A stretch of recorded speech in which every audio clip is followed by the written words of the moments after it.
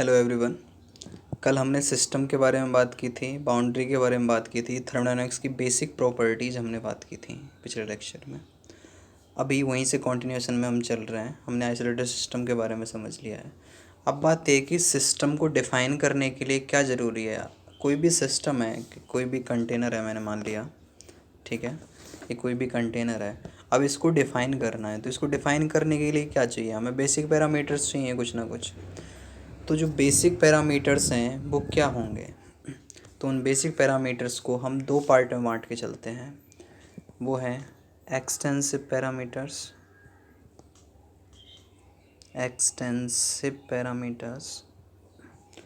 और दूसरे हैं इंटेंसिव,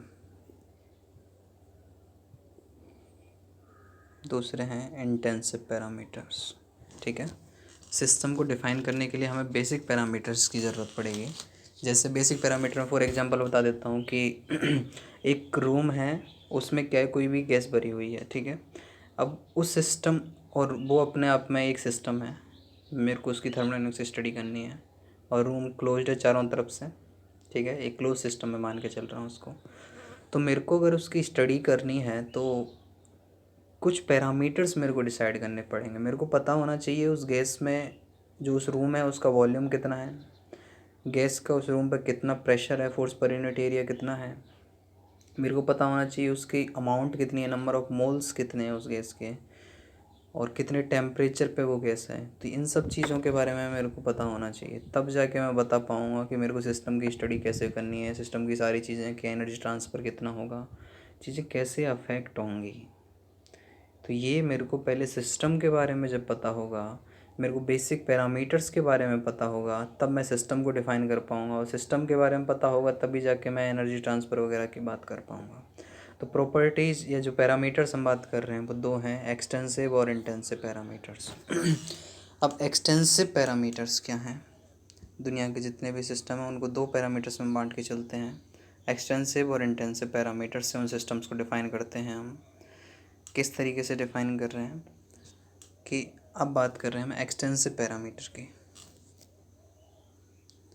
एक्सटेंसिव पैरामीटर में क्या कह रहा हूँ कि the parameter whose value change on division। ध्यान दो, मैंने क्या बोला है, change on division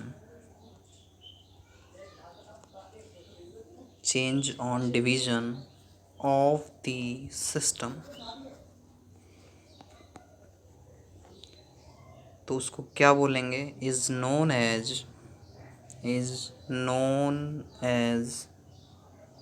extensive parameter,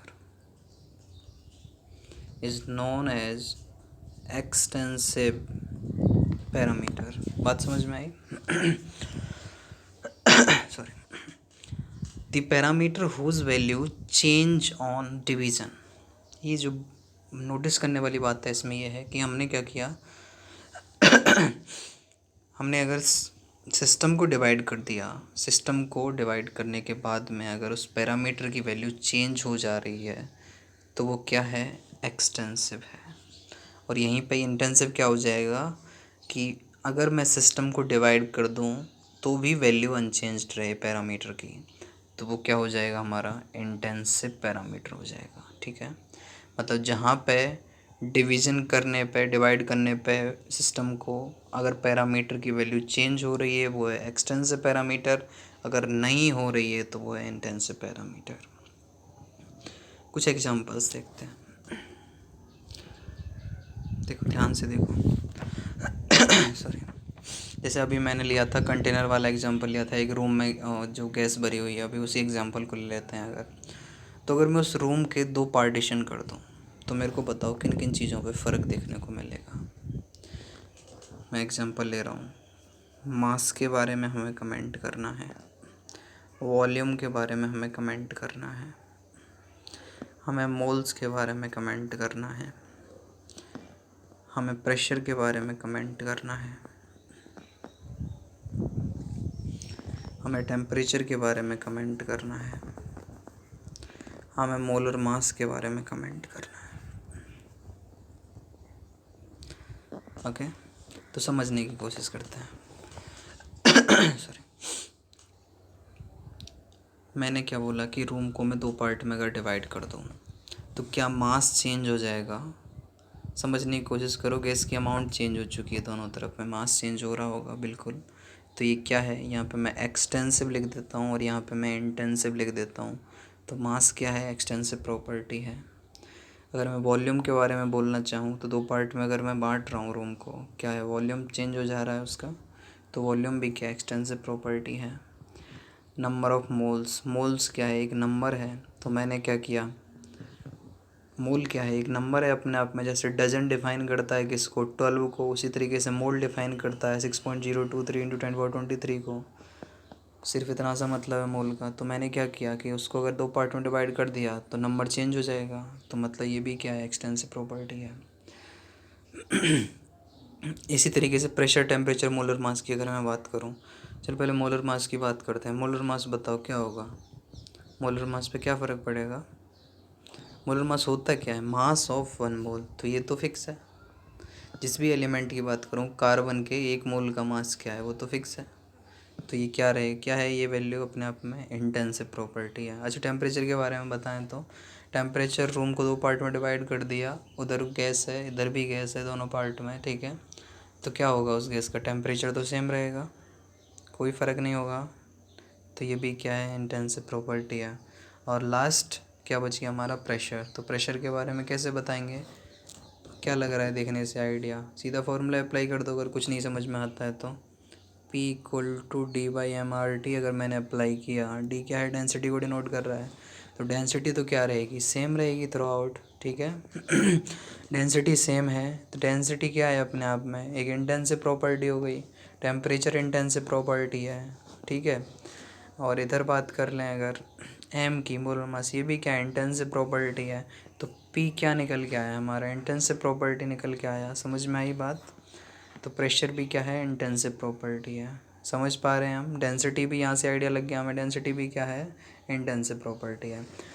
तो जब कभी भी अपने को बताना है कि सॉरी, कोई भी पैरामीटर हम ले रहे हैं वो एक्सटेंसिव है या इंटेंसिव पैरामीटर है, तो हमें क्या करना है, अगर सिस्टम को डिवाइड करने पर उसकी वैल्यू चेंज हो जा रही है तो क्या है, एक्सटेंसिव पैरामीटर है। अगर नहीं हो रही है तो वो इंटेंसिव पैरामीटर है। सॉरी, समझ में आया यहाँ तक। आप देखो, एनर्जी तो चेंज हो जाएगी वैल्यू, ठीक है, क्योंकि मास चेंज हो चुका है, कंपोजिशन चेंज हो चुका है, तो एनर्जी तो बदल जाएंगे। जैसे मैं अगर लिखूँ यहाँ पे, अच्छा चलो एक बात बताओ कि स्पेसिफिक वॉल्यूम क्या होगा, जहाँ पे स्पेसिफिक वॉल्यूम क्या होगा बताओ। बड़ा आसान है, स्पेसिफिक वॉल्यूम क्या है, वॉल्यूम बाय मास।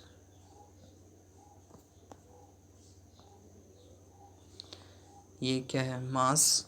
ये क्या है, कैसा पैरामीटर है, ये अभी बात की हमने, एक्सटेंसिव पैरामीटर है। मास भी क्या है, एक्सटेंसिव पैरामीटर है। स्पेसिफिक वॉल्यूम क्या होगा, फिर through out the solution same हो जाएगा। स्पेसिफिक वॉल्यूम क्या है, सिर्फ डेंसिटी का इन्वर्स ले लिया है हमने। डेंसिटी क्या होती है, डेंसिटी, एब्सोल्यूट डेंसिटी की बात कर रहा हूँ मैं, ठीक है। डेंसिटी क्या है, मास बाय वॉल्यूम। डेंसिटी 2 तरह की होती है, एब्सोल्यूट डेंसिटी, रिलेटिव डेंसिटी। यहाँ पे मैं एब्सोल्यूट डेंसिटी की बात कर रहा हूँ। रिलेटिव डेंसिटी का मतलब क्या होता है, density of one substance with respect to another substance, ठीक है। तो डेंसिटी क्या है, मास बाय वॉल्यूम है। ये क्या है, वॉल्यूम बाय मास है, स्पेसिफिक वॉल्यूम। तो ये भी क्या है, अपने आप में इंटेंसिव प्रॉपर्टी है। मतलब जो भी गैस है उसकी डेंसिटी फिक्स है। 2 रूम को 2 हिस्सों में बांटने पे वो डेंसिटी चेंज नहीं हुई है, ना ही स्पेसिफिक वॉल्यूम चेंज हुआ है। इसी तरीके से मैं बात करूँ काइनेटिक एनर्जी के बारे में, पोटेंशियल एनर्जी के बारे में और इंटरनल एनर्जी के बारे में,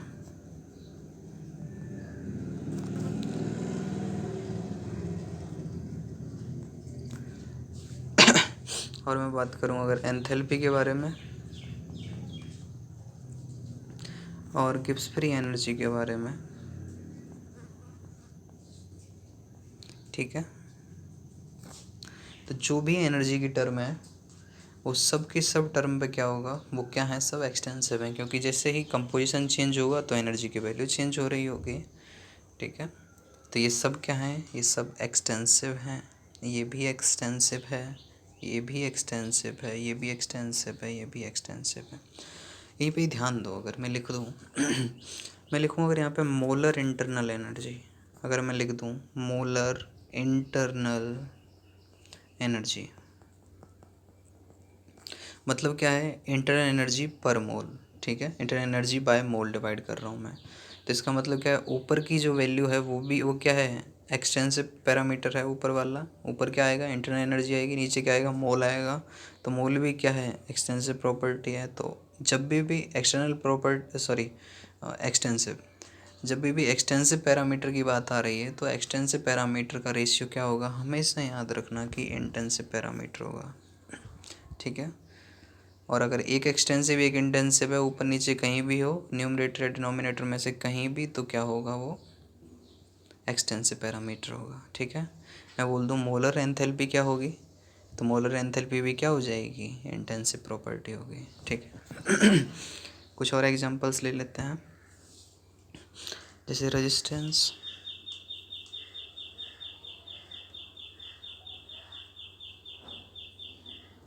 रेजिस्टेंस की बात करें, रेजिस्टेंस क्या होगा, एक्सटेंसिव प्रॉपर्टी होगी। ठीक है। चेंज करेंगे, जब डिवाइड करेंगे सिस्टम को, किसी की भी बात कर लें हम, तो क्या होगा, चेंज हो जाएगा। इसी तरीके से अगर मैं स्पेसिफिक रेजिस्टेंस की बात कर दूं, स्पेसिफिक रेजिस्टेंस मतलब रेजिस्टेंस पर यूनिट मास की बात कर रहे हैं, रेजिस्टेंस बाय मास की बात कर रहे हैं, तो क्या हो जाएगा, एक्सटेंसिव बाय एक्सटेंसिव क्या निकल के आएगा, इंटेंसिव प्रॉपर्टी निकल के आएगी। ठीक है। सेम इसी तरीके से मैं बोल दूं अगर कंडक्टेंस की, कंडक्टिविटी की बात कर लेते हैं हम। कंडक्टेंस भी क्या होगी, एक्सटेंसिव प्रॉपर्टी होगी, लेकिन मैं बोल रहा हूँ मोलर कंडक्टिविटी की बात कर लेता हूँ मैं। तो मोलर कंडक्टिविटी क्या हो जाएगी, अपने आप में इंटेंसिव हो जाएगी। ठीक है। मोलर कंडक्टिविटी क्या हो जाएगी, इंटेंसिव हो जाएगी। ठीक है। इस तरीके से मैं बात करूँ अगर मोलैरिटी, जो भी कंसंट्रेशन टर्म्स हैं हमारे, मोलैलिटी, मैं बात कर रहा हूँ नॉर्मैलिटी, मैं बात कर रहा हूँ मोल फ्रैक्शन,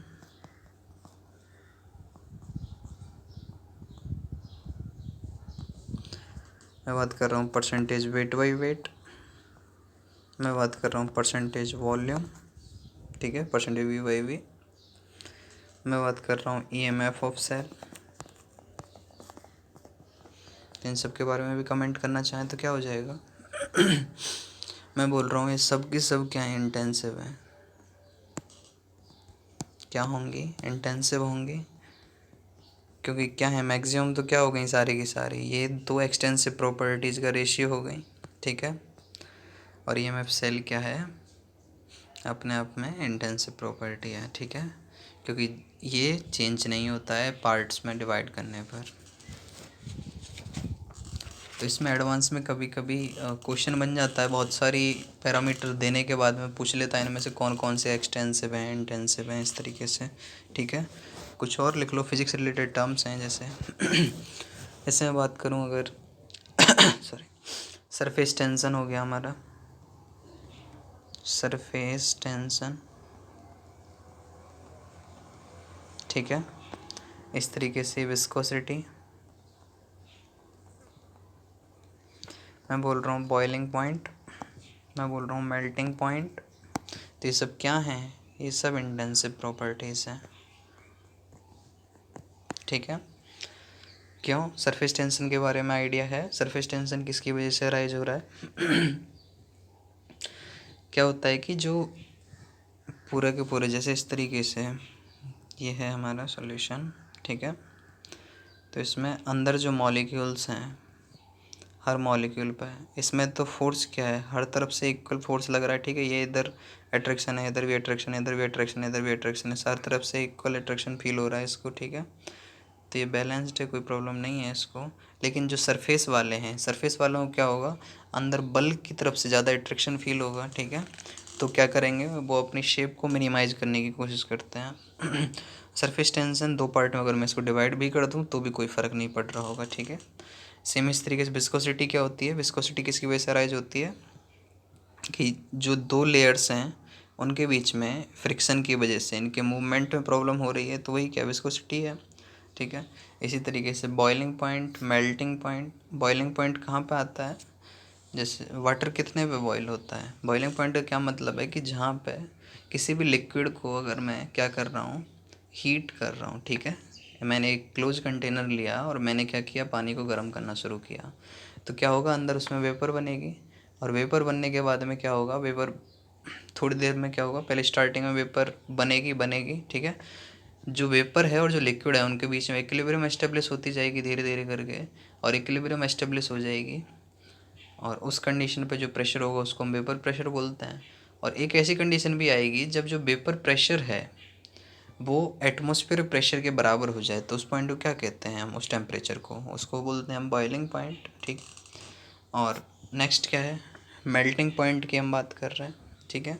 मेल्टिंग पॉइंट का क्या मतलब है कि जहाँ पे चीज़ें मेल्ट हो रही हैं, मतलब सॉलिड किस में जा रहा है, लिक्विड में जा रहा है, और इक्विलिब्रियम तो एस्टेब्लिश है ही। जैसे मैं अगर लिखूँ H2O सॉलिड,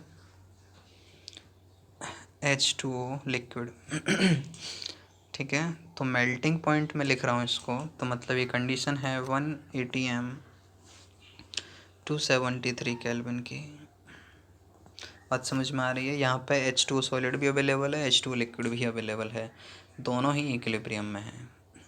तो अगर यहाँ पे मैं टेम्परेचर राइज करूँगा तो क्या होगा, तो सबसे पहले तो ये जितना भी सॉलिड होगा, फर्स्ट मोमेंट क्या होगा, सबसे पहले जितना भी सॉलिड होगा वो पहले लिक्विड में कन्वर्ट होगा, उसके बाद लिक्विड का टेम्परेचर राइज होना शुरू होगा। ठीक है। ऐसा नहीं है कि मैंने जैसे एकदम से टेम्परेचर बढ़ा दिया तो सिर्फ जो लिक्विड जितना भी है इसमें वो ज़्यादा टेम्परेचर जाता जाएगा, नहीं, ऐसा नहीं होगा। पहले जितना भी सॉलिड है वो लिक्विड में कन्वर्ट होगा और फिर जाके लिक्विड का टेम्परेचर बढ़ेगा, ठीक है। यहाँ से आइडिया लग चुका है हमें एक्सटेंसिव और इंटेंसिव प्रॉपर्टीज़ के बारे में। तो यहाँ से क्या पता लगा हमें कि जब भी हम स्पेसिफिक और मोलर वर्ड यूज़ कर रहे थे, मतलब हम बाय मोल और बाय मास की अगर बात कर रहे हैं, तो उसकी वजह से क्या हो रहा है, एक्सटेंसिव बाय एक्सटेंसिव का अगर रेशियो आ जा रहा है तो प्रॉपर्टी इंटेंसिव हो जा रही है, ठीक है। समझ में आया यहाँ पे। अब देखो, अब यहाँ पे पैरामीटर्स हमने ऐसे बात की है, अब पैरामीटर्स को ही हम कुछ अलग तरीके से और डील कर रहे हैं कि कुछ ऐसे पैरामीटर्स होंगे इनमें से जो सिस्टम की स्टेट्स पे डिपेंड करते हैं। नेक्स्ट क्या बात कर रहे हैं हम कि पैरामीटर्स कुछ ऐसे होंगे जो सिस्टम की स्टेट पे डिपेंड करते हैं। मतलब ये नहीं कि स्टेट अचीव कैसे हुई है, जैसे कोई एक स्टेट 1 है, ठीक है, स्टेट ए ले लिया मैंने, ये कोई स्टेट बी है, ठीक है, ये कोई पाथ है, ये पाथ 1 है, ये पाथ 2 है, ये पाथ 3 है। तो मैं बात कर रहा हूँ कि those parameters whose value depends only on the state of system, not the approach how we achieve the state. मतलब हम किस पाथ से गए, हमने किस पाथ से इस स्टेट बी को अचीव किया है, ठीक है। हमने किस पाथ से जाके, मैं पाथ 1 से जा रहा हूँ कि 2 से जा रहा हूँ कि 3 से जा रहा हूँ, ये मैटर नहीं करता है। तो ऐसे पैरामीटर्स, इनको हम क्या बोल रहे हैं, इसको बोलते हैं हम स्टेट वेरिएबल्स या फिर स्टेट फंक्शन, ठीक है। मैं बोल रहा हूँ कि क्या बोला है मैंने, स्टेट फंक्शन किसको कह रहे हैं हम, स्टेट फंक्शन या फिर वेरिएबल क्या है ये, those parameters whose value depends only on the state of system, मतलब स्टेट ए से अगर मैं स्टेट बी पे गया हूँ तो ये मैटर नहीं करता है कि मैं पाथ ए से गया हूँ, पाथ बी से, पाथ 1 से गया हूँ, पाथ 2 से गया हूँ, पाथ 3 से गया हूँ। मैटर करता है कि मैं स्टेट 1 पे था पहले, अभी स्टेट बी पे हूँ, स्टेट ए पे था अभी स्टेट बी पे हूँ, ये मैटर करता है बस। तो हम क्या कह रहे हैं, those parameters whose value depends only on the state of system, not how we achieve the state of system. ठीक है, जैसे मैं अगर बात कर लेता हूँ कि U क्या है, इंटरनल एनर्जी क्या है, एक स्टेट फंक्शन है।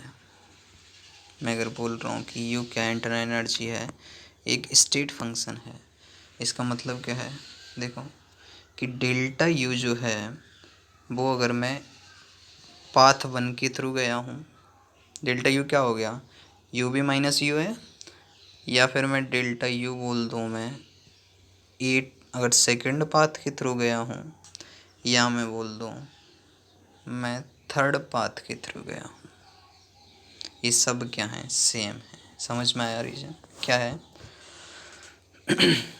समझ पा रहे हैं हम इस तरीके से? ओके। जैसे और दूसरी बात क्या, जैसे एंथैल्पी की मैं बात करूँ तो एंथैल्पी की बात कर रहे हैं अगर हम, तो डेल्टा एच अगर मैं बोलूँ इसी तरीके से, डेल्टा एच A1 से B, मैं अगर पाथ 1 के थ्रू गया हूँ या पाथ 2 के थ्रू गया हूँ, ठीक है, तो ये सब की वैल्यू सेम होंगी, डेल्टा एच है सॉरी, ये मैटर नहीं करता हमने पाथ कौन सा ऑप्ट किया है। बात समझ में आ रही है? लेकिन वर्क के केस में ऐसा नहीं है, वर्क डिपेंड करेगा कि हम किस पाथ से गए हैं। तो यहाँ पे ये इक्वल नहीं हो सकती हैं चीज़ें,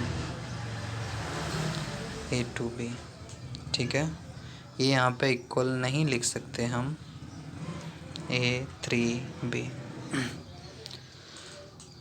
अब मैं बात कर रहा हूँ कि अगर कोई फंक्शन जो है वो स्टेट फंक्शन की तरह बिहेव कर रहा है, इसका मतलब क्या है, बहुत सिंपल तरीके से लिख रहे हैं हम इस बात को भी। तो उसकी कंडीशन क्या होगी, मान ले कोई भी फंक्शन है, let phi is the state function,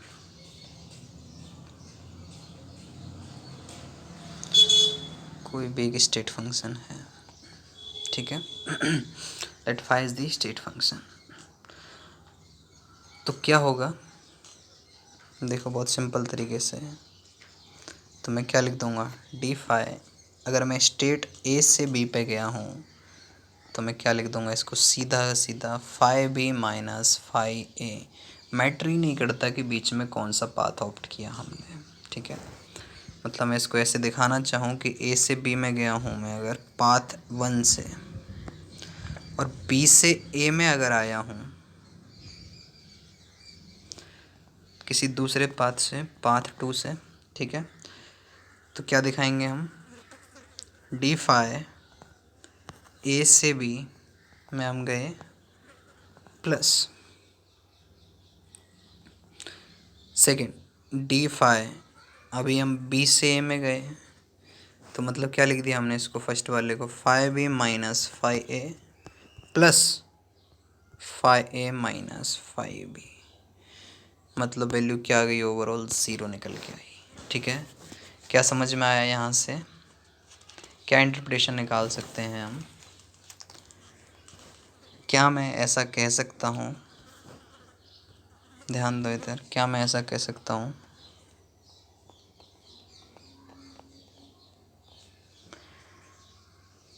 क्या मतलब है इसका, कि del for a state function